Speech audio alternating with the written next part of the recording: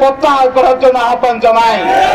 তাহলে যদি আপনি ভবিষ্যতে কক্সবাজারে আসেন তাইলে যে কোনো অনাচিন্ত পরিস্থিতি হলে আমরা এটার জন্য দায়ী থাকবো। থেকে আসবে আমাদের অতিথি, আমরা সেটা পাল্টে আজকে দিয়েছি।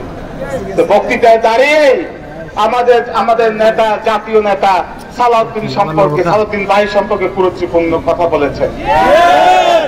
আমরা এটা তীব্র নিন্দা জানাই এবং যে বক্তব্য দিয়েছে তাকে এই বক্তব্য প্রত্যাহার করার জন্য আহ্বান জানাই।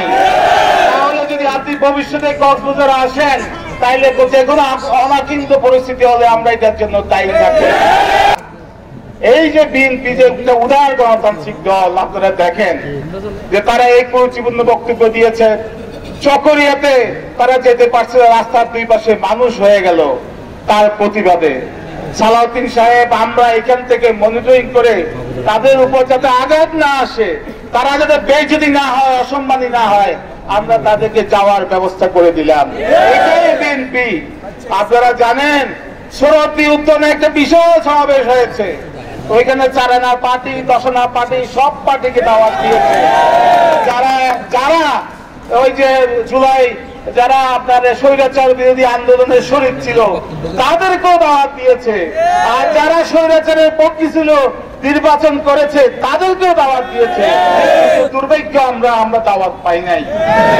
কিন্তু আমরা কি করেছি, ডক্টর শফিকুর রহমান তিনি অসুস্থ হয়েছেন, প্রথম দেখতে গিয়েছে কে?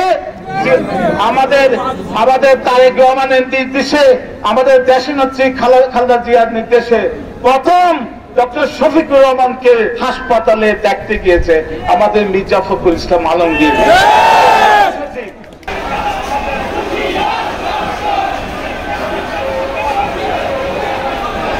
কেন্দ্রীয় বিএনপির বর্ষ বিষয়ক সম্পাদক লুৎফর রহমান কাদের ভাই, বিএনপির সমস্ত নেতা কর্মীদেরকে জানাই বিপ্লবী শুভেচ্ছা।